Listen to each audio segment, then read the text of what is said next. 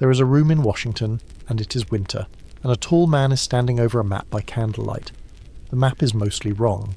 He does not know that yet.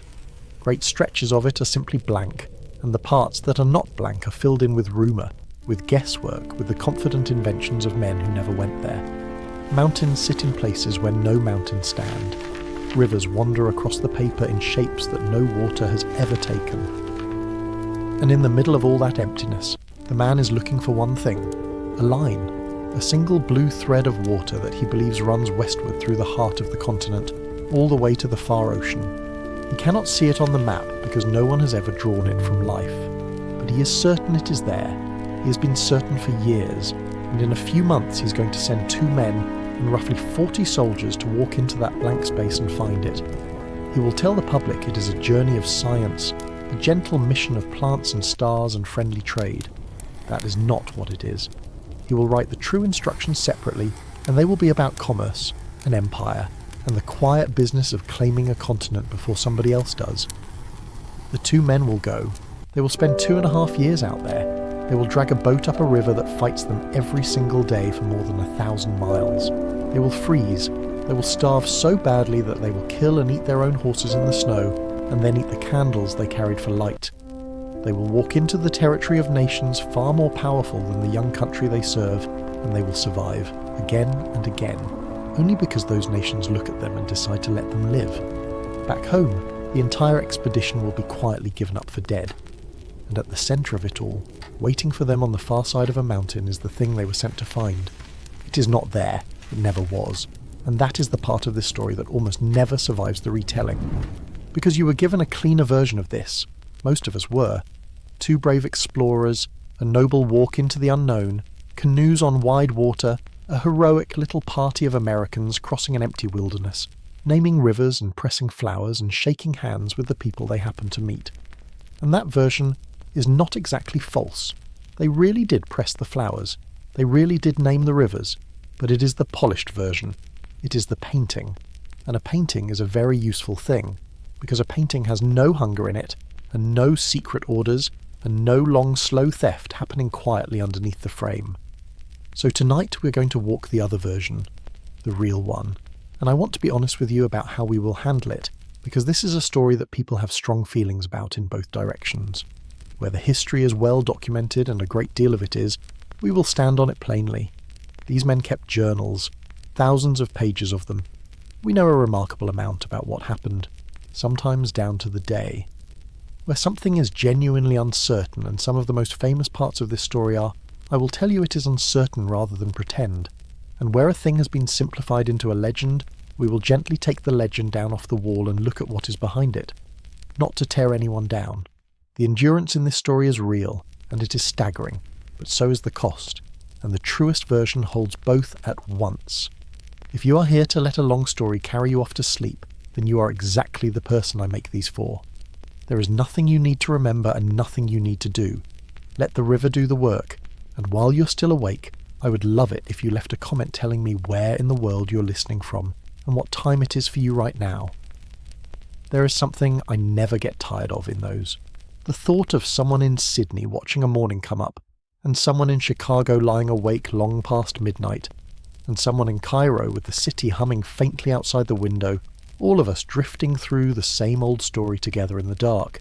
And if these long walks through the buried side of history are something you want more of, you might subscribe, but only if you truly enjoy them, because this is a small channel, and every single person who joins it matters more than you know. So, 200 years ago, and a little more, not the version with the heroic paintings and the simple answers. We're going back to that quiet room, and that wrong map, and a brilliant restless man who is about to gamble 2 human lives and the future of a country on a river that exists nowhere except inside his own head. And I will tell you now where all of this is going, so that you have something to hold on to as we travel. Everything tonight is moving toward a single afternoon in August, on a high pass in the mountains, when one exhausted man climbs the last few steps of a ridge, absolutely certain that he is about to win. He has been walking toward that moment for more than a year. His whole country has been walking toward it, in a sense, for 300 years. He reaches the top. He looks west. and what he sees in the next 2 or 3 seconds quietly ends the oldest dream in the New World, and there is not a single thing he can do about it. We will get there, but to understand why that moment lands the way it does, you have to understand what he expected to see. And to understand that, we have to go back a great deal further than Jefferson. To understand why anyone would send 2 men to die for a river, you have to understand how old the wanting was. Because the thing that will be waiting for that man on the ridge is not just a disappointment, it is the end of something enormous, something that had been consuming Europe for longer than the United States had existed. And it did not begin with Jefferson. It began almost 300 years earlier, in the first shocked moment when European ships came across the Americas and realised, with something close to despair, that this enormous, unexpected wall of land was in the way. Because nobody had been looking for America. America was an accident, and for a long time it was treated as an obstacle. What the ships had been looking for was Asia. The spices, the silks, the fabulous wealth of the East. And now here was a continent, running from ice in the north to ice in the south, with no obvious door through it. So they began to hope.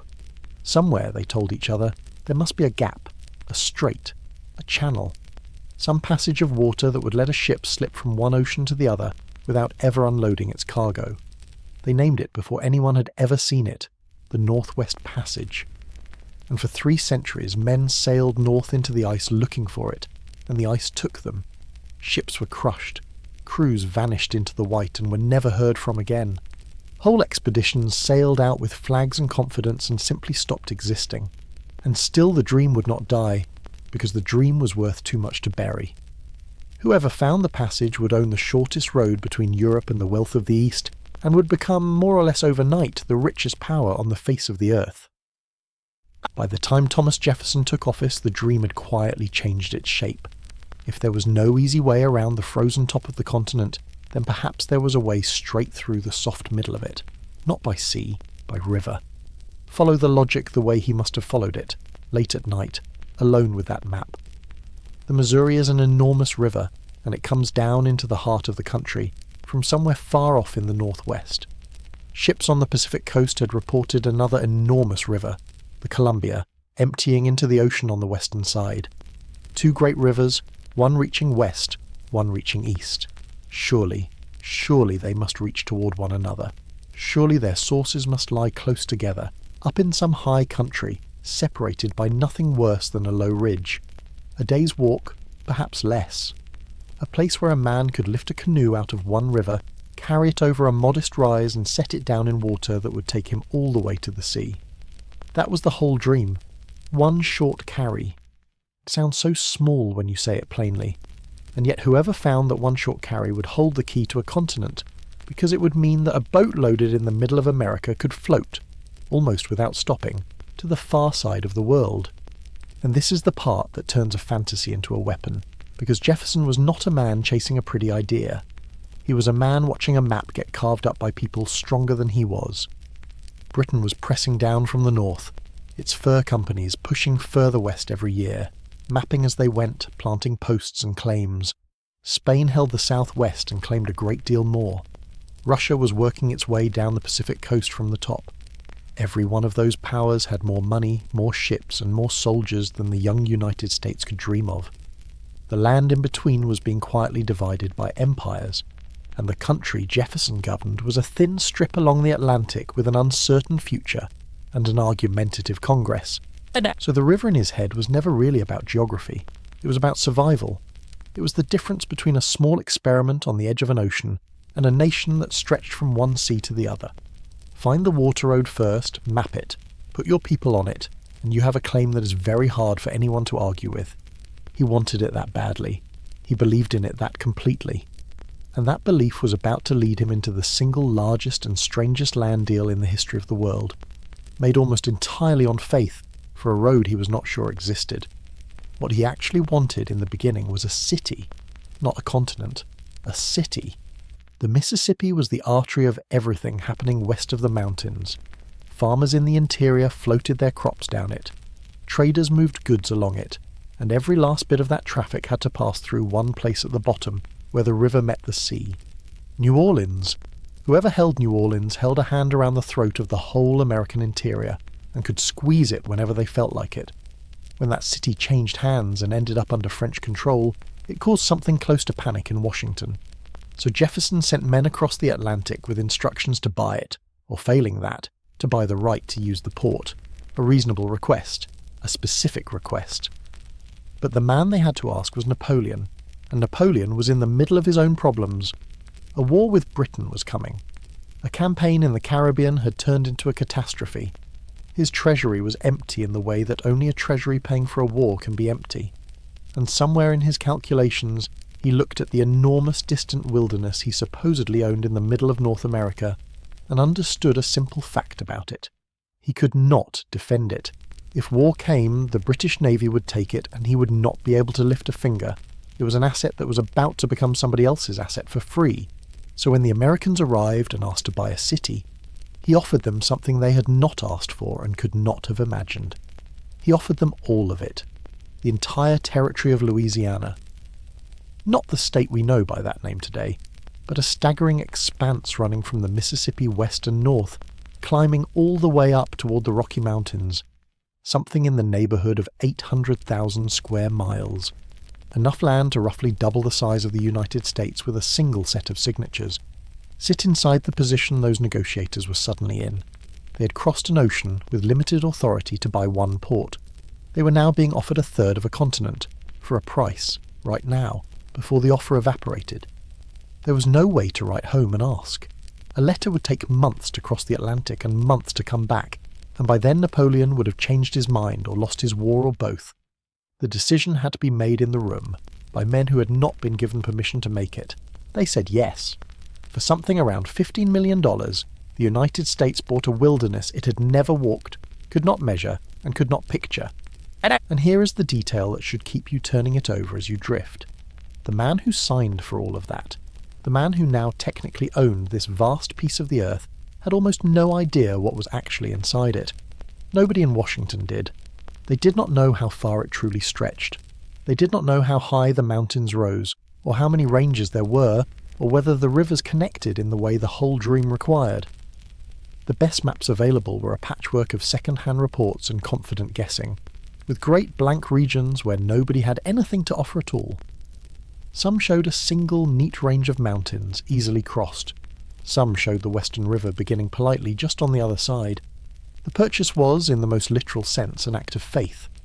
And the moment it was done, one question became more urgent than every other question in the country. The same question that had been eating at Europe for 300 years. Only now it was personal, and it was expensive, and the answer was worth everything. Was the river there? Was there a water road across this new American territory? Or had a young and fragile nation just spent a fortune on a continent that could not be crossed?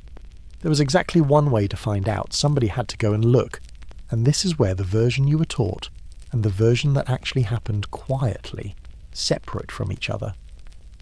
In the story most of us grew up with, the expedition is a mission of curiosity. Brave men sent west to discover plants and animals and rivers, to fill in a blank map for the sheer love of knowing. And there is real truth in that. They genuinely did gather specimens. They genuinely did describe hundreds of plants and animals that Eastern science had never catalogued. Jefferson genuinely loved that part of it. He was the sort of man who could lie awake thinking about seeds and fossils and the bones of enormous vanished creatures. But that is not why the expedition existed, and he knew it perfectly well.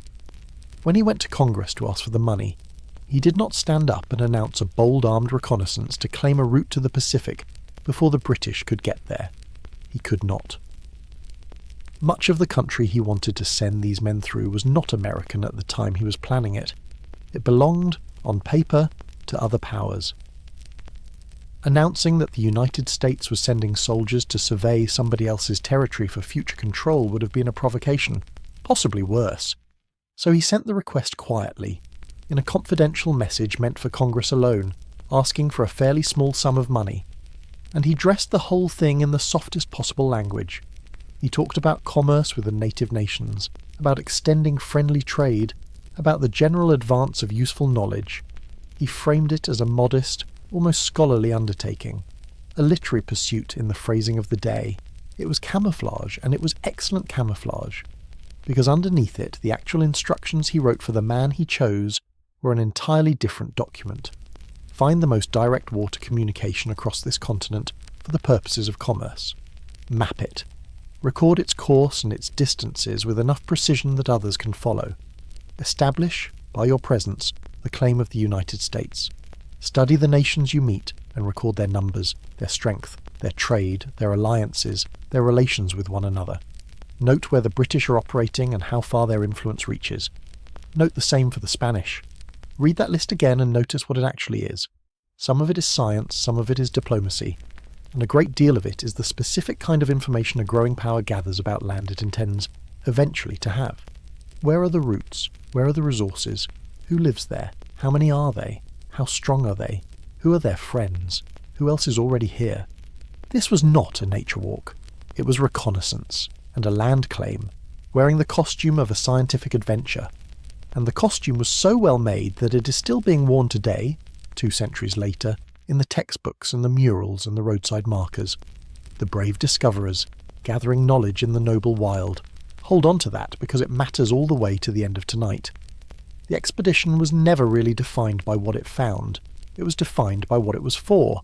Now Jefferson needed someone to carry it, and this was a genuinely difficult problem, because the person he chose would be beyond the reach of any letter, any correction, any help at all, for years. Once they were gone, they were gone. Whatever judgment they had was the only judgment available, so he needed someone tough enough to survive it, capable enough to do the science, and loyal enough to keep the real purpose quiet. He chose a young man he already knew extremely well, because the young man had been living in his house. His name was Meriwether Lewis, and on paper he was a strange choice. He was young, not yet 30. He had served in the army and knew something of frontier life, and for the past few years he had been working as Jefferson's private secretary, living under the same roof, close enough that the two men knew the shape of each other's thinking. Jefferson had been quietly preparing him for a long time, though it is not clear Lewis always understood how deliberate the preparation was. He was sent to learn from the best specialists the country had, how to fix a position on the earth using the stars and a set of instruments, how to press and preserve a plant so it would still be recognizable after a year in a damp box, how to treat a fever, set a bone, handle a wound, how to take the measurements that turn a wilderness into a map. It was an education designed for exactly one journey. By every account, Lewis was brilliant, observant in a way that comes through even now in the pages he left, curious about everything, devoted to the mission with an intensity that bordered on the religious. He was also, and the people who knew him said this plainly, a man with weather inside him, moody, prone to long, dark spells that would settle over him and not lift. The kind of person who could be magnificent in a crisis and then sink for weeks afterward into something no one around him could reach. Hold that lightly for now. It stays quiet for most of this story. It does not stay quiet forever. Lewis understood something immediately that a more arrogant man might have missed. No single person could carry this. So he wrote to an old friend from his army days and did something almost unheard of in a military expedition. He offered to split the command, not to appoint a deputy, to share it equally with a man he trusted absolutely. That man was William Clark. And if Lewis was the dreamer, the scholar, the one with the storms, Clark was the ballast. He was older, steadier, a practical man and a natural leader, the sort other men follow without being told to.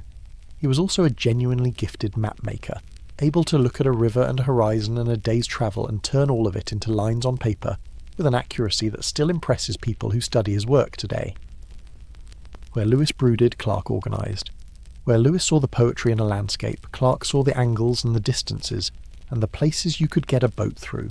Between them they made something genuinely rare. Two commanders who, across 2.5 years of hunger, danger, exhaustion, and constant decisions with no good options, essentially never turned on one another. Everything else on that expedition broke at some point. That partnership did not. Around those two gathered the rest. Something like 40 men in the party that would push west. Soldiers, hunters, boatmen, blacksmiths, men chosen for strength and specific skills and a willingness to walk off the edge of everything they knew. Most of them young. Most of them, it is fair to say, with no real conception of what they were walking into, because nobody had a conception of it. That was the point. And among them were two who tend to get cropped out of the painting. One was a man named York. He was enslaved. He was Clark's legal property, taken west not as a member of the expedition in any free sense, but as a possession that came along with its owner. And yet York did everything the others did.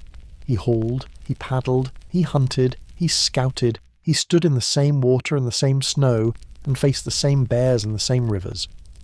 Among many of the nations they met, who had never seen a person who looked like him, he drew intense curiosity and in some cases real respect.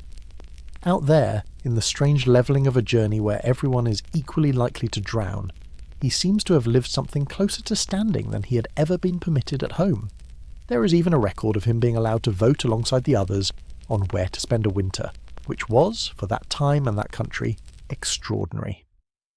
And when it was over, when the expedition came home and the men were rewarded with land and money and their names in the papers, York went back to being property. He asked for his freedom. He did not receive it, not for years, and the relationship between the two men soured badly over it. Hold his name too. He is owed more than the story has generally given him. The other member worth naming was not a man at all. He was a large Newfoundland dog named Seaman, bought by Lewis before they set out, who would walk and swim the entire distance to the Pacific and back and somehow survive the whole thing. That was the core of it. A few dozen people, a keelboat and some smaller craft, a dog, a great many trade goods, and a secret. About to disappear into a continent that did not know they were coming, and would not have been especially impressed if it had. And then They pushed off in the spring of 1804, and here is the first thing the paintings never managed to convey. Going up the Missouri was not an adventure.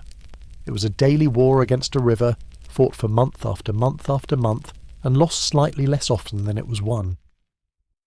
The Missouri does not flow the way a gentle river flows. It pulls. It carries whole drowned trees down its current, some of them lodged just under the surface, waiting to open the bottom of a boat like a knife through canvas.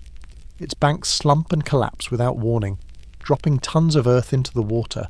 Sandbars appear where there were none the week before, and the current runs against you the entire way, hard, because you are travelling in the wrong direction, climbing toward the source of everything the river is trying to bring down. So they did not simply sail. Sometimes, when the wind was right, they could put up a sail and make real distance, and those were good days. When the wind failed, they rowed. When rowing was not enough, they took up long poles and stood on the boat and pushed against the river bottom, driving the boat forward a body length at a time. And when even that failed, which was often, the men climbed out into the water and the mud, ran long ropes from the boat to the shore and dragged it. Dragged it. Men in the shallows and along the bank, hauling several tons of wood and cargo upstream by nothing but their own backs and legs. Hour after hour. Their feet cut open by stones and by the spines of prickly pear, the sun coming down on them without mercy, insects lifting off the water in clouds thick enough to breathe in. Try to feel the end of a day like that. You're soaked to the waist and sunburned above it. Your hands are raw. Your feet are a mess you do not want to look at. You lie down on the ground beside a river that is going to demand precisely the same thing from you tomorrow and the day after, and for as many days as it takes to reach a place that no one you have ever met has seen. There is no halfway point to look forward to, because nobody knows where the halfway point is. The journals from that stretch are full of injuries and boils and dysentery and sunstroke and 100 small miseries, described in the flat voice of men who had stopped considering them remarkable. One man died early in the journey, almost certainly of a burst appendix, which nothing in their medical kit or their sentry could have saved him from. He would be the only member of the expedition to die on the entire crossing, which is genuinely astonishing given everything ahead of them, and probably owes more to luck than to skill. But as they climbed, the country began to change around them, and the change was extraordinary. The dense forests of the east thinned, and then gave way to something none of them had words for. Grassland.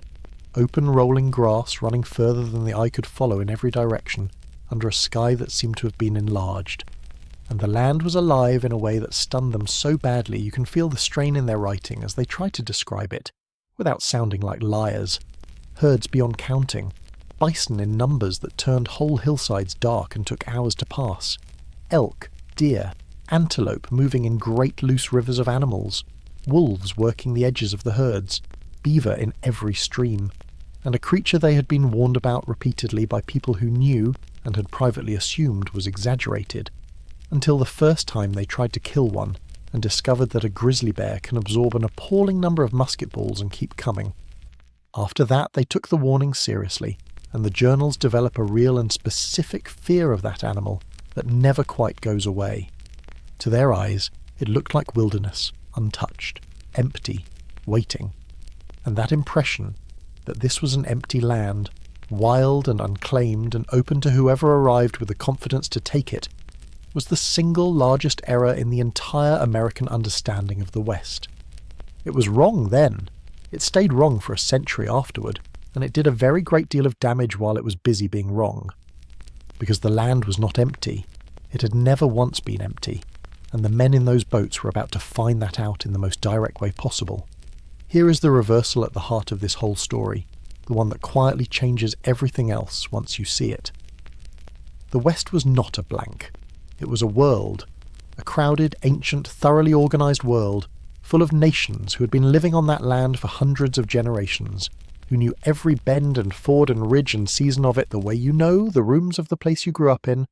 They were not, as the old telling had it, scattered wandering bands drifting across an empty wild. They were peoples with names for themselves, with governments, with territories whose boundaries everyone in the region understood, with laws, histories, rivalries, alliances, treaties, and economies that reached across enormous distances. Some of the nations along that river were settled and wealthy and had been for centuries. There were substantial towns where goods moved across half a continent, where corn and beans and squash raised by farming nations were traded for the dried meat and hides brought in by hunting peoples. Shells that began their journey on one distant coast changed hands along those routes until they ended up 1,000 miles inland. Metals moved the same way. Horses, which had come up from the Spanish south over the previous century, had already transformed life on the plains, and the nations who mastered them early had become powers in a way they had not been before. There were rules of diplomacy out there, established protocols for how you approached a village, what you offered, who spoke, what a gift meant and what it obligated. There were systems of war and peace with their own logic. There were nations on those plains who could put more mounted, armed, experienced warriors in the field than the United States could realistically have sent against them, at a distance where the United States could not have supplied an army anyway. And the core of discovery by comparison was tiny. 40-odd men, thousands of miles from any help that could reach them, moving slowly upstream through territory that was not theirs, and that everybody living in it knew was not theirs. If any one of several nations had decided at almost any point in that first year to remove them, it would not have been difficult. It would barely have been a fight. So the expedition was never simply marching through the West. It was negotiating its way through the West, one nation at a time, and it was doing so from a position of enormous weakness that it did not always seem to fully appreciate. And this is the part the heroic version buries deepest. At every significant nation they reached, Lewis and Clark stopped and performed a ceremony. They asked the leaders to gather, they handed out presents, cloth and tools and beads and tobacco, and special medals struck with the face of a man none of these people had ever heard of, and then they gave a speech. Not always the identical speech, but always the same essential content. They announced that there was a new great father in the East, that a distant power now held this land and everything on it, that the nations standing in front of them were now, whether they had been consulted or not, the children of this faraway ruler, and that they should keep peace with their neighbours and trade with the Americans rather than with the British, and generally understand that things had changed. Sit with how that must have landed. Picture standing on your own ground, the ground where your parents are buried, surrounded by your own people, with your own alliances and your own recent history, and your own perfectly functional understanding of who holds power in this region and why. And a small party of exhausted, strange-smelling foreigners arrives by boat. They cannot feed themselves without help. They cannot read the country around them. They do not know which water is safe or where the herds will be next month. Several of them are visibly ill, and these men stand up and inform you, with great formality, that you now belong to a king across an ocean you have never seen, and that the earth under your feet has a new owner. To the Americans, this was serious diplomacy, a formal claim, a flag planted in words, which mattered enormously in the European legal tradition they came from. To many of the people hearing it, it must have sounded like something between an irrelevance and a fantasy. They had their own powers, they had their own arrangements. Nobody in that country needed a great father across the world, and the man delivering the news was standing there hoping to be given food. Some nations were curious and welcoming, and saw genuine opportunity in these strangers, because what the Americans really represented was a possible new trade relationship, and above all a possible new source of guns. In a landscape where your neighbours were already armed by British and French traders, a new supplier was a serious strategic matter. Others were polite and unimpressed, and some had no intention of letting a party of armed foreigners simply wander upriver through the middle of their territory without addressing the question of who exactly was in charge here. And before long the expedition met one such nation, a people who controlled a critical stretch of the river, who understood their own leverage precisely, and who saw no reason at all to pretend otherwise. They were Lakota, one of the bands the Americans called the Teton Sioux, and they held a stretch of the Missouri the way a gatekeeper holds a door. That position was not luck. It had been earned, and it was maintained deliberately. The nations upriver wanted goods that came from below. The traders working up from below wanted access to the wealth of the upper river, and the Lakota sat astride the middle of that flow, numerous and mounted and well-armed, in a position to charge a price to anyone who wished to pass. They had been dealing with European traders for a long time. They knew exactly what these men were, what they wanted, and what leverage looked like. They had no reason whatsoever to be impressed by a few dozen strangers in boats. When the Corps arrived, the meeting curdled almost at once, and it did so partly because the Americans had come with the wrong script and would not put it down. The ceremony that had worked upriver and down did not work here. The presents on offer were, from the Lakota point of view, insultingly small for what was being asked. The speech about a distant great father meant precisely nothing to a nation that answered to nobody on that river and had no intention of starting. And the Lakota made their own position clear, which was that if these people wished to continue upstream through country the Lakota controlled, there would be a payment, goods, a toll for the door. This was not banditry. It was how the river worked, and everyone who used the river knew it. The Americans read it as extortion and an insult to national dignity. The tension climbed fast over several days. Picture the worst moment of it. The Americans badly outnumbered, gripping their weapons, trying very hard to look more dangerous than a party of 40 men 1,000 miles from anywhere actually is. Lakota warriors gathered close, entirely unbothered, holding every real advantage on the field. A boat's towline seized, arrows put to strings, Clark drawing his sword, men on the boat swinging the small swivel gun around to bear on the crowd. And for a few long seconds the entire expedition, the whole enormous gamble, the maps, the specimens, the dream, the future of a national claim to a third of the continent, balanced on whether one nervous hand somewhere in that crowd was going to twitch. If it had, the story you're listening to tonight would have ended right there on a muddy bank in the middle of the plains, with 40 dead Americans, a wrecked keelboat, and a small paragraph in a history nobody would have bothered to write. No Pacific, no maps, no legend. It did not happen. Through some mixture of bluff, restraint, third-party intervention, and considerable luck, the moment passed. Weapons came down. After several more tense days, the expedition was permitted to continue. And the lesson of that week should have been carved into every man there and into every retelling since. They did not survive because they were strong. They were not strong. They did not survive because they were clever, and they certainly did not survive because their flag or their great father carried any weight in that country. They survived because the Lakota, having made their point, chose to let them go. Permission. That is the word for the whole journey. The Corps of Discovery moved west on permission, granted and withheld by nations who held the actual power, and who could have closed that door at any moment they judged it worth closing. Remember the word. It is about to save them again, in a much gentler form through a winter that should by rights have killed every one of them. By the time the cold came down, the men were worn to the bone and the river had carried them deep into the northern plains. They could not continue. Winter in that country is not a season you push through. It is a killer. Months of wind coming across open ground with nothing to slow it, snow and a cold deep enough to take fingers and toes, and lives from people far better prepared than they were.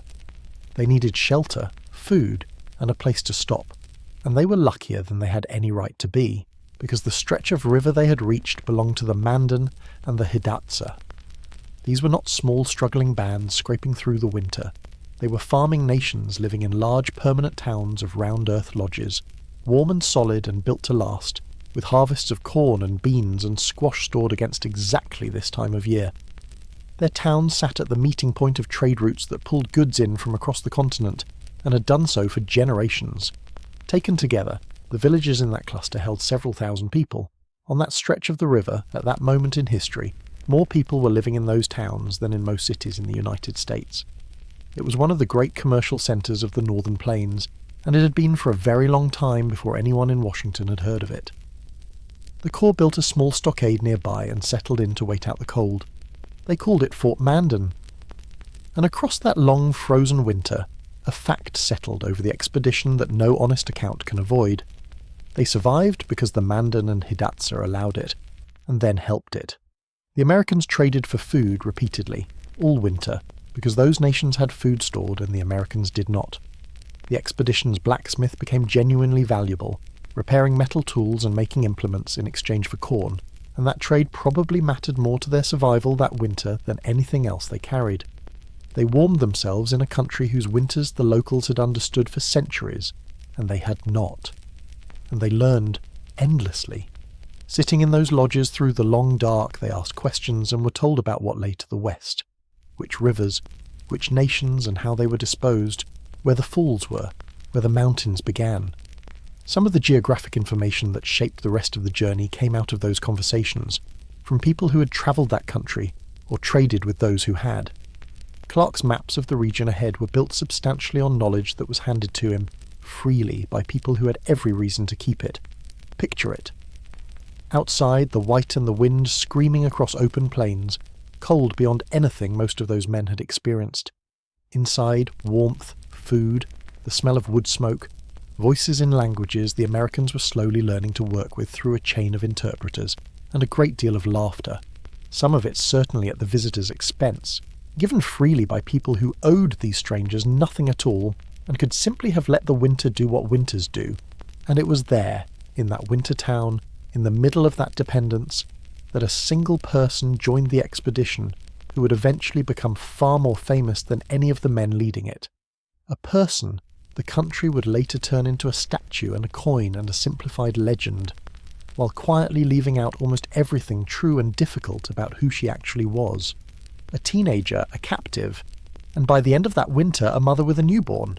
You almost certainly know her name, Sacagawea, and you probably know the version of her that the country built afterward, the noble guide, the serene young woman with her arm outstretched, showing the brave explorers the way west, a kind of living compass in a buckskin dress. She is on coins. Her name is on lakes and peaks and schools and rivers all over the western United States. She became, over the 20th century, one of the most celebrated figures in the entire American story. Here is who she actually was, as best the record allows us to say. She was young. Most estimates put her somewhere around 16 or 17 when the expedition reached her, and there is real uncertainty even about that. She was Lemhi Shoshone, from the mountain country far to the west. But she was not living among the Shoshone, and she had not been for years, because as a child she had been taken. Captured in a raid by a Hidatsa war party, carried hundreds of miles from her home and her family, and made a captive in a world that was not hers. At some point after that she came into the household of a French-Canadian fur trader, living among the Hidatsa, a man named Toussaint Charbonneau. He was considerably older than she was.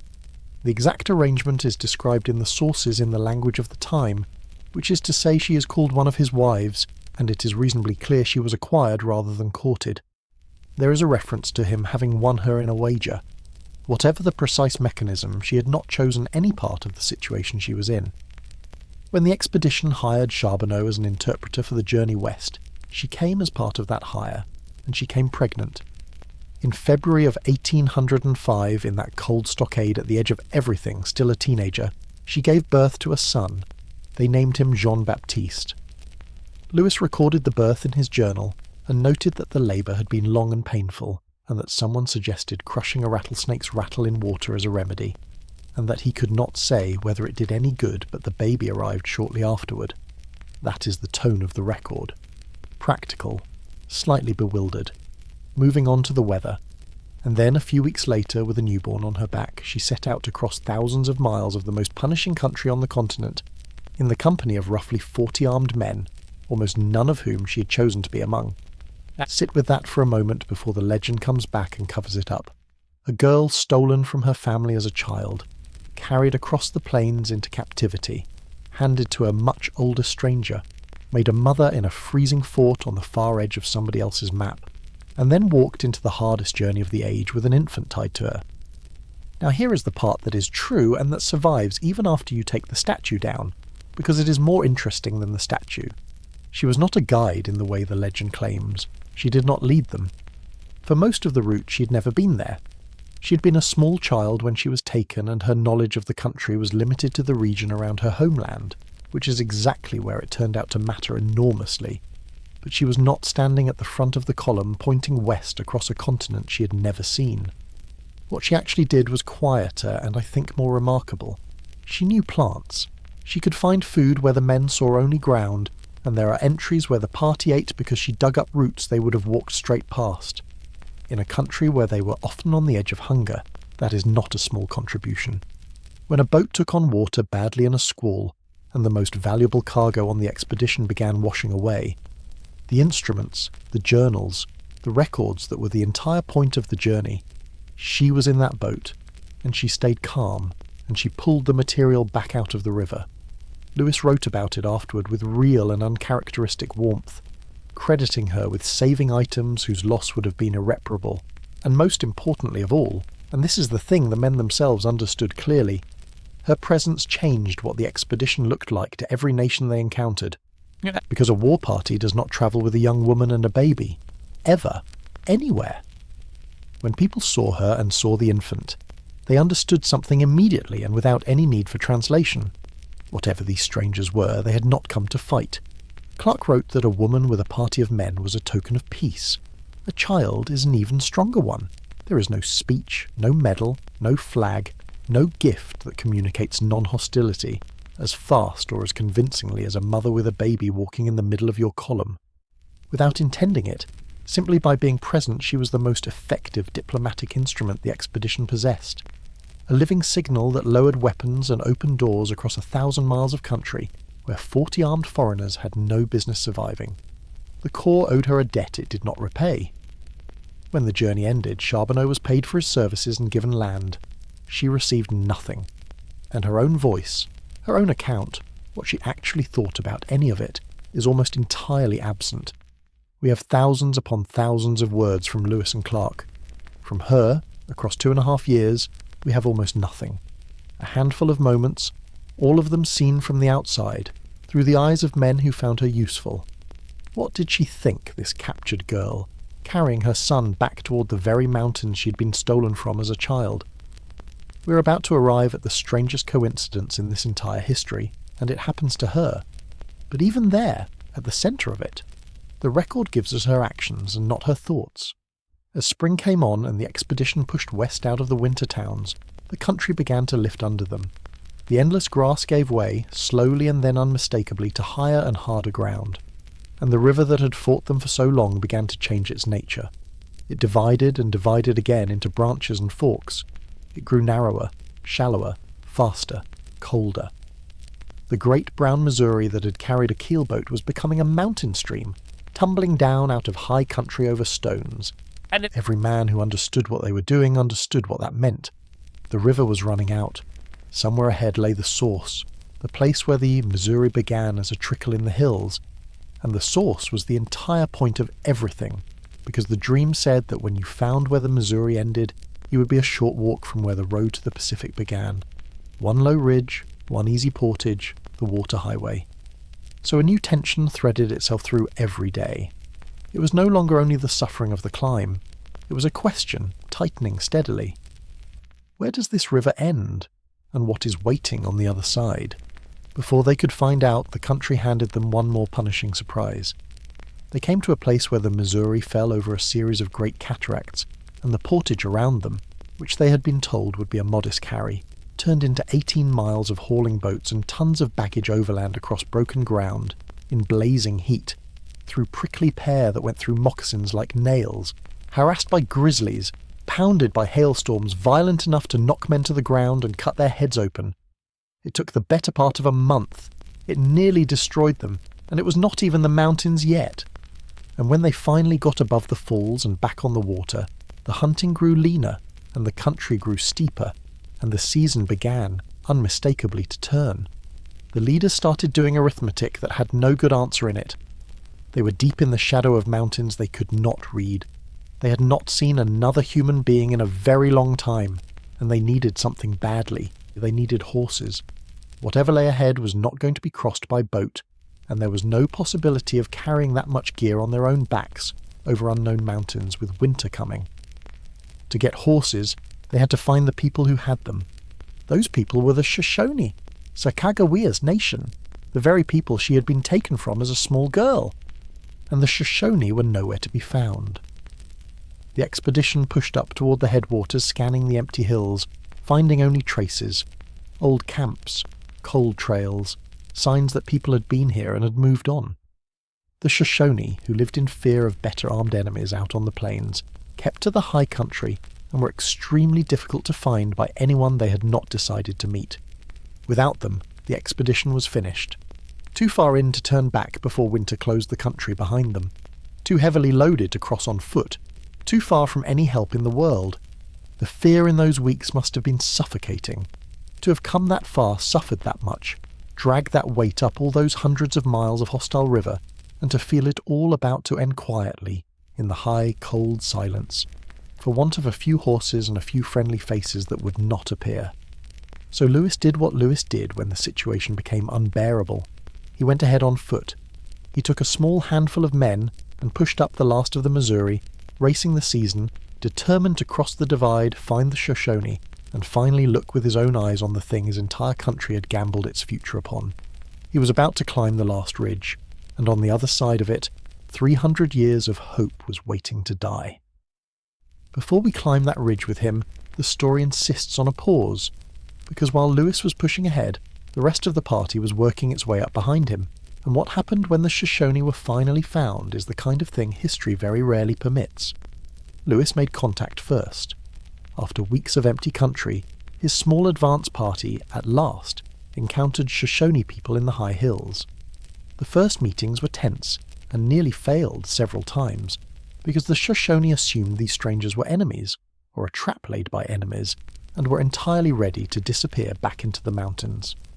Through slow, careful, patient signalling, and a good deal of nerve, Lewis convinced them he intended no harm, and was eventually brought to their band and introduced to their leader, a man named Kamiawait. Then began the negotiation that everything depended on. The Americans needed horses badly, and had limited goods to trade. The Shoshone, hungry themselves and wary of being lured out of the mountains toward their enemies, had every reason to hesitate. It went slowly. And it was still going slowly when the rest of the expedition caught up. Sacagawea was brought forward to help with the translation. The chain of languages required to hold that conversation was absurd. Shoshone to Hidatsa through her, Hidatsa to French through her husband, French to English through one of the men who had it. Every sentence passed through 4 mouths before it arrived, and as the council began, she looked at the man leading these people, and she knew him. Kamiawait, the chief on whose decision the entire expedition now depended, was her brother. Stop and feel the size of that. A girl is stolen from her people as a small child and carried hundreds of miles away. She passes through captivity into the household of a stranger. Years later, by a chain of events, not one link of which she chose, she is drawn into a foreign expedition crossing a continent. And at the single most critical moment of the entire journey, in a valley in the mountains, the one person on earth who can give them the horses they must have to survive turns out to be the brother she lost as a child. Clark, describing the moment in his journal, wrote that she recognized him, ran to him, threw her blanket over him, and wept. It is one of the very few places in the entire record where we are shown her feeling something. And then, almost immediately, she had to sit back down and go on translating. If you put that coincidence in a novel, an editor would strike it out. Too convenient. Nobody would accept it. And yet it is there in the journals of 2 separate men who were standing in that valley when it happened. The reunion changed the temperature of the council. Family, restored across all that distance and all those years, warmed a negotiation that had been going badly. The Shoshone agreed to help. The expedition got its horses, and a guide, an older man they called Old Toby, who knew something of the terrible country ahead. It is tempting to call it a miracle. Lying there in the dark, you're welcome to let it feel like one. But hold, for one moment, the other side of it, because the legend never does. Consider what that reunion actually was for her. A young woman is returned, for a handful of days, to the people in the mountains she was torn out of as a child. She sees her brother. She learns what happened to her family in the years she was gone, and most of them are dead. And then, almost at once, she picks up her baby and leaves again, moving west, deeper into the mountains, away from her brother and her homeland, on a journey she never chose to join.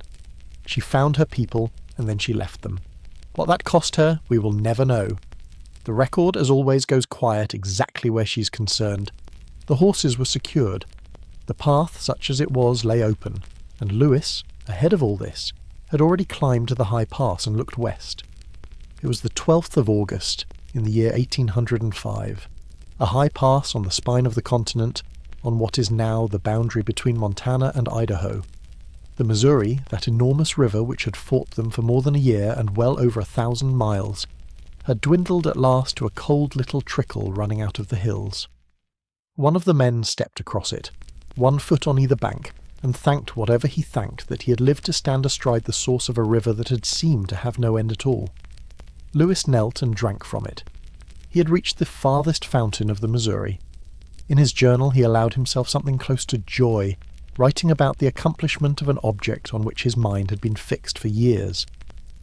And now there was only the ridge above him, the dividing line, the crest of the continent. On the other side, the dream said, the country would fall away toward the Pacific. Somewhere below would lie the headwaters of the Columbia. A walk down, a boat back in the water. A gentle current carrying them at last to the sea. 300 years of hoping, a continent bought on faith, a nation's future. 2.5 years of suffering, hunger, drowning, freezing, and negotiating for their lives. All of it had narrowed now to one short climb and one glance west.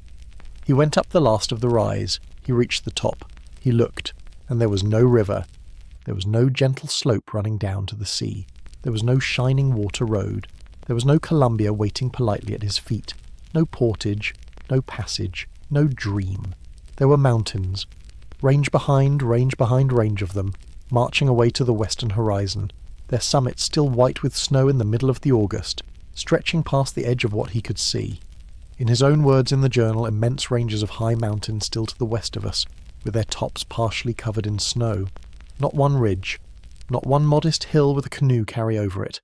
An ocean of stone, vast and cold and entirely indifferent, standing between him and the Pacific. The Northwest Passage did not exist. It never had. Not by sea around the frozen top of the world, where men had been dying for 3 centuries looking for it. And not here either. Not through the soft middle of the continent, where Jefferson had dreamed it into being by candlelight. There is no water road across North America, there never was, and the cruelest part of it is how quiet the moment was. There was no enemy to fight, no storm to curse, no dramatic disaster to rage against and blame. Just one exhausted man standing on a ridge in the high air, looking at a fact he could not argue with, understanding in a single breath that the thing his country had sent him halfway across the world to find had been a ghost the entire time. He did not have the luxury of falling apart because there was no time for it. Winter was coming. The men were further from safety than any of them had ever been, and the only direction available was forward. On horses begged from Sacagawea's people, over the very mountains that had just destroyed the reason for the entire journey. The dream was dead. The expedition was not. He had to keep walking straight into the thing that had just defeated him. And what came next was the worst suffering of the whole 2.5 years. The range they had to cross is called the Bitterroots, and of everything the expedition endured, this came the closest to simply killing all of them. The dream had imagined a short, gentle carry. The reality was a labyrinth of steep, knife-edged ridges and deep, cold valleys choked with fallen timber, with no easy way through and no route that did not climb. They went on horseback along a punishing high trail, and almost at once the situation began to come apart. The first enemy was the cold. They were high in the mountains as autumn turned, and the snow began early and came hard. It deepened on the trail and hid the way. It soaked them through in the daytime and froze them at night. The horses slipped on the steep ground and some of them fell, and gear went down the slopes with them and was not recovered. The second enemy, the one that nearly broke them, was hunger. There was almost nothing up there to hunt. The great herds of the plains were a memory from another world. In that high, broken country, the game was scarce to the point of absence, and the men were burning enormous amounts of energy simply to keep moving over the terrain. Their food ran low, and then lower, and then it was gone. They grew weak. They grew sick, badly, with stomach illness that left men unable to sit a horse. The cold and the starvation fed on each other, hollowing them out with every mile. And in the end they came to the last resort of starving travellers, which is that they began to kill and eat their own horses. The animals they needed to carry them, slaughtered one at a time to buy a few more days. They ate portable soup, a foul concentrated paste they had carried from the east and hated. They ate candles. They ate whatever could be forced down, and they kept staggering forward through the snow, freezing, famished, weakening daily, with no way of knowing how much more of this stone wilderness was still ahead of them, or whether it would ever end at all. That is the true cost the painting never shows you. Not noble discovery. Starving men eating their horses in the snow, lost in a mountain range that was not supposed to be there, paying in flesh and bone for a dream that had already died behind them. When they finally came down out of the worst of it, they were barely functional. Skeletal, sick, half dead, at the absolute end of what a human body can be asked to do. And they were saved again. Not by their own strength. Once more by the decision of a nation. They stumbled out of the mountains onto a plateau and into the country of the Nez Perce, who call themselves the Nimiapuu. And the Nez Perce, finding these ruined, starving strangers at the edge of their land, chose to feed them. They could very easily have chosen otherwise. A small party of broken, defenceless foreigners, incapable of resisting anything, carrying guns and goods worth taking.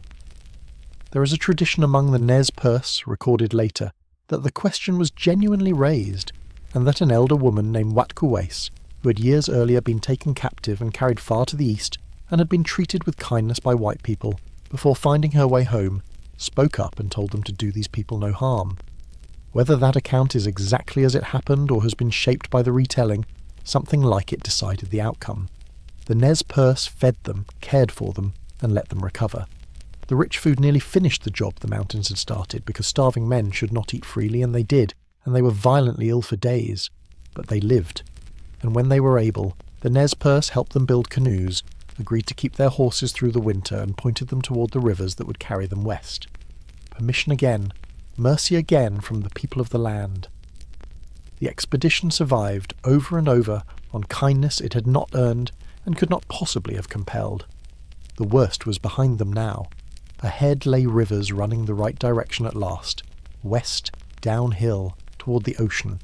They built canoes and put them in the water, and for the first time in more than a year the current was on their side. Down the rivers, west, through country thick with nations who had been trading along that corridor for a very long time, past fishing villages where the salmon run supported populations the Americans had not expected to find, and down toward the coast. And then one day in November, through mist and rain, Clark believed he saw it. He wrote it in his journal in a burst of feeling and his own inventive spelling, a line about the ocean being in view and the great joy of it. Except it was not quite the ocean. What he was actually looking at was the wide storm-churned estuary of the Columbia, still a good many miles from the open Pacific. The real coast was further on, and the last stretch toward it turned into one of the most miserable passages of the entire journey. The weather on that coast was savage, cold rain that essentially did not stop, storms that pinned them against the shore for days at a time, unable to move, waves too rough for the canoes, their clothing rotted on their bodies, their food spoiled.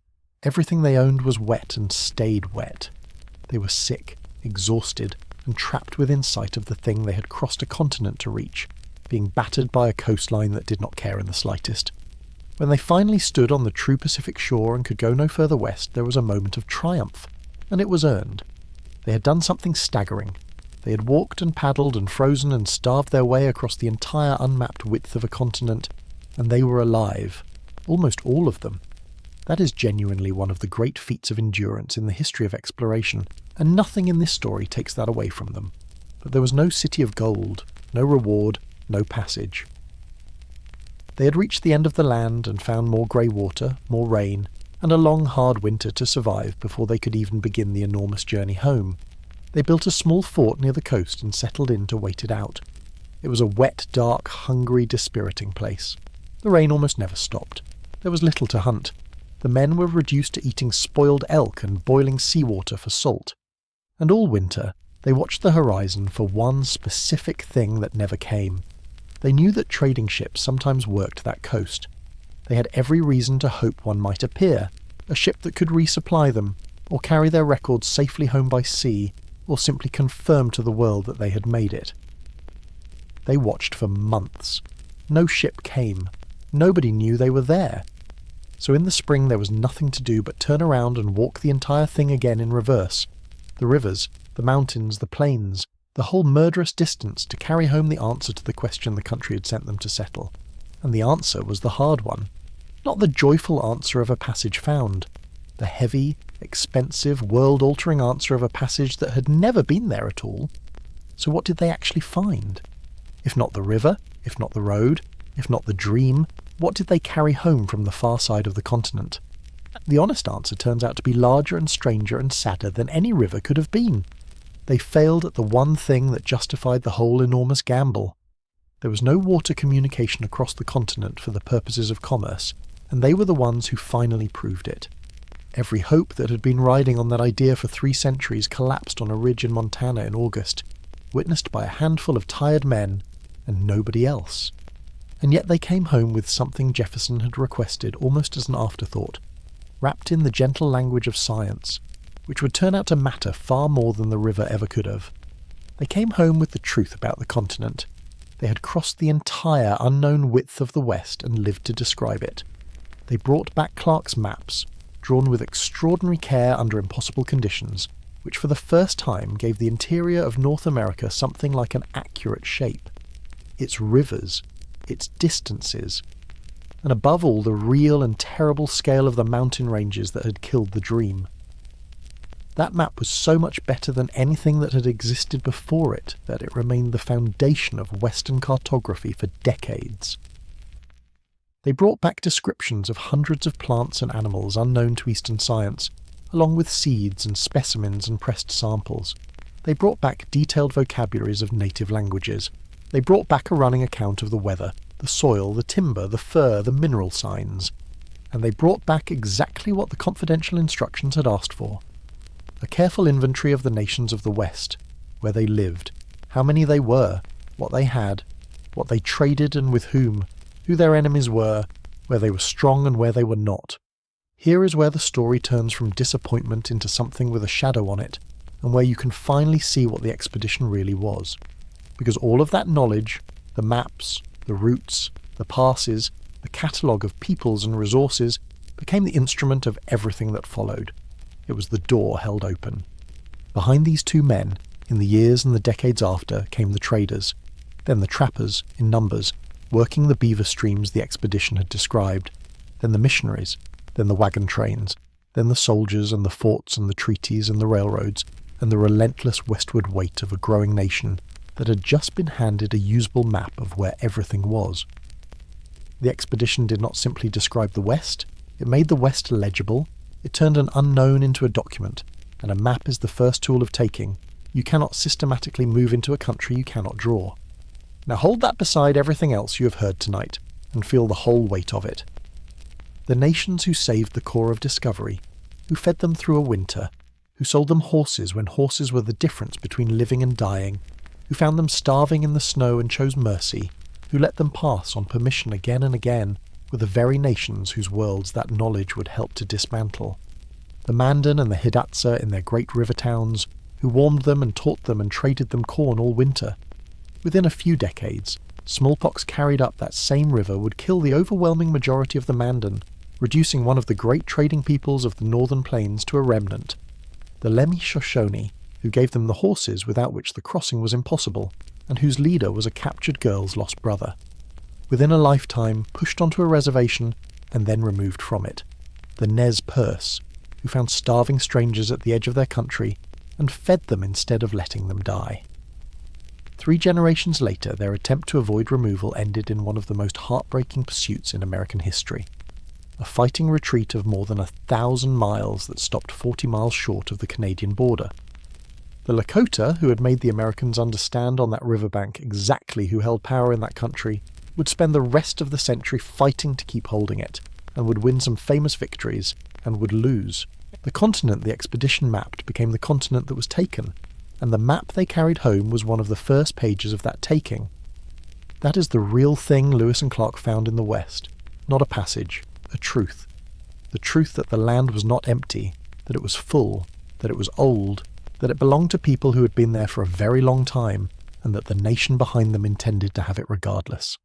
They walked into a living world on borrowed permission, and they carried home the knowledge that would be used to end it. And then the country did something with all of this that tells you almost everything about how history actually gets made. It decided to call the whole thing a triumph. When the expedition came back, after more than 2 years, after the nation had largely written them off as dead, they returned to genuine astonishment. People had stopped expecting them, and here they were, walking back into a river town in the autumn of 1806, sunburned and raw-boned and dressed in skins, having crossed the continent and come back again. They were heroes immediately, and the awkward little fact at the centre of it, that they had failed at the actual mission, that the passage they were sent to find did not exist and never had, simply dissolved. Nobody wanted it. It did not fit the mood. This is one of the most quietly revealing things in the entire story. The expedition was sent to answer a question. Is there a water road across this continent? It brought back the answer. No. By the standard of its own confidential instructions, it did not succeed. The dream that launched it was proved false by the very men sent to confirm it. But a country cannot easily celebrate a failure, particularly an expensive one that it has already spent a fortune on. So the meaning of the journey was quietly rewritten. The point stopped being the passage that was not there. The point became the crossing itself. The courage, the endurance, the opening of the West. The triumph was redefined until the failure disappeared inside it, and the ghost those men had found on that ridge was politely forgotten. And the painting began to form. The brave discoverers, pointing west into the noble wild.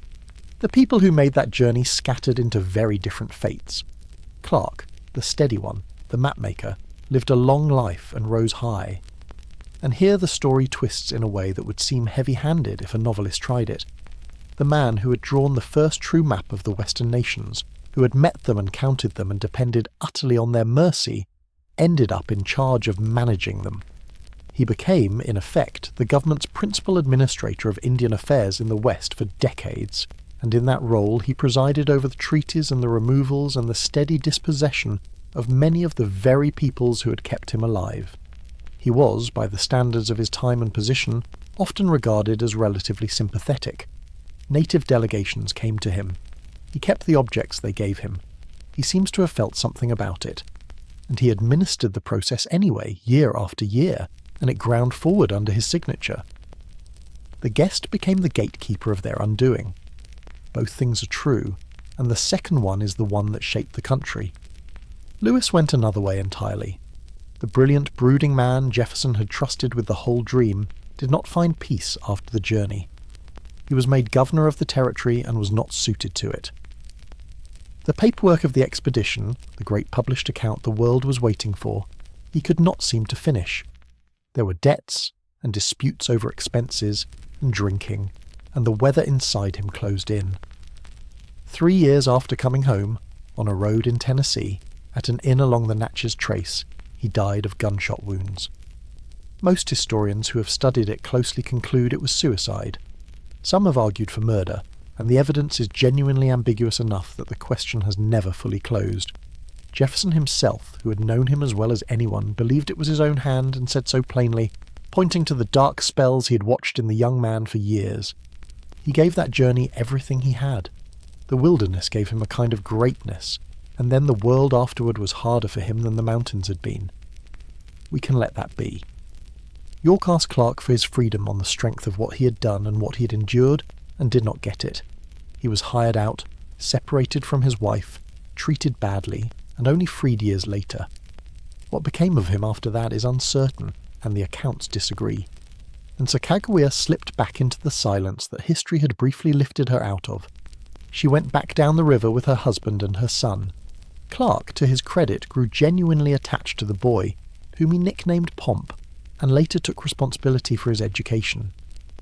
Most historians believe she died only a few years after the expedition, at a trading post on the Missouri, still a young woman, though there is a competing tradition that she lived for decades longer on a reservation in Wyoming, and that argument has never been fully settled either. The legend came for her afterward. The coins, the statues, the noble guide with her arm outstretched. But the young woman herself, her actual thoughts, her actual losses, the cost of all of it to her, went unrecorded. She remains even now, mostly a shape that other people have filled in with whatever they needed her to be. So let the story settle now, the way the dust settled on that past 200 years ago. We began in a quiet room in Washington, with a brilliant restless man and a map of a place he had never seen, betting 2 lives and a national future on a river that existed nowhere but in his own head. And we followed that river all the way to the truth. Up the long, fighting Missouri.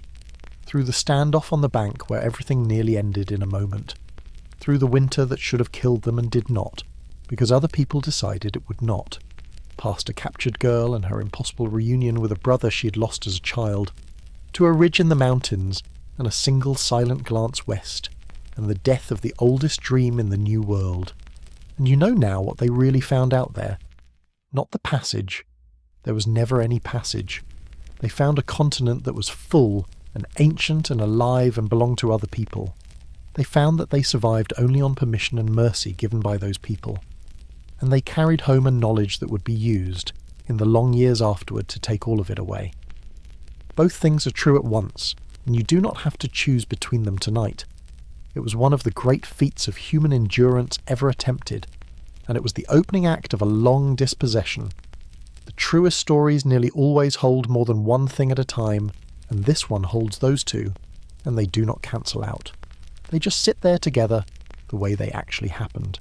There are questions in all of this that will not close, and you can let them drift along with you into sleep rather than trying to answer them. Did Jefferson already suspect, somewhere underneath all that hope, that the river was a fantasy, and send those men anyway because the dream was too valuable to give up?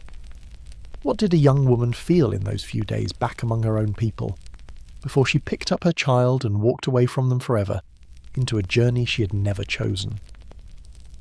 And what would those nations have done, that first winter, that first standoff, that first starving descent out of the snow, if they had been able to see the entire future those tired, harmless-looking visitors were carrying west with them?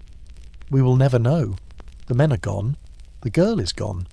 The dream has been dead for 2 centuries, but the land is still there. The Missouri still runs its long brown fighting course down out of the high country, though it is dammed and straightened now in places, and it would not recognize itself in stretches. The mountains that killed the dream still stand. Range behind range behind range. Snow still on the peaks in the middle of summer, exactly as one exhausted man saw them from a ridge in August of 1805. The rivers still run to the sea, the old trails still lie underneath the new roads, and in places you can still walk them. And the nations who held that world, who fed those strangers, who chose mercy when they did not have to, are still there too. Diminished, displaced, treated badly by almost every century that followed, and still there. Their descendants carry those names now, the Mandan and Hidatsa, the Lakota, the Shoshone, the Nez Perce. They did not vanish, whatever the painting on the wall wanted to suggest.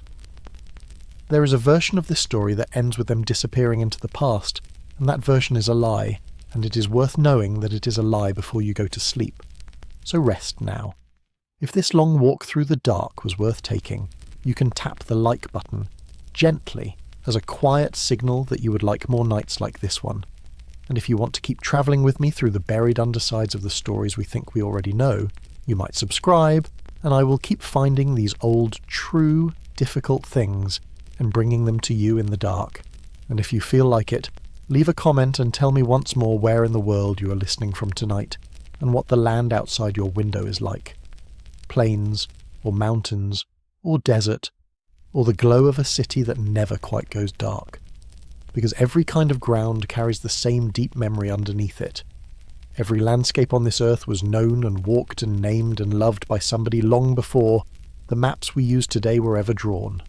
Let the rivers run, let the mountains stand, let the long dream of the passage fade back into the dark where it belongs. The continent is still there. It was always there. It was never empty, and it was never waiting, and it never needed to be discovered by anyone in order to be real. Sleep well. The mountains will keep, the rivers will keep, and the old true story will still be here, quietly in the morning. Rest now, and let the high country do its slow, quiet work in your dreams.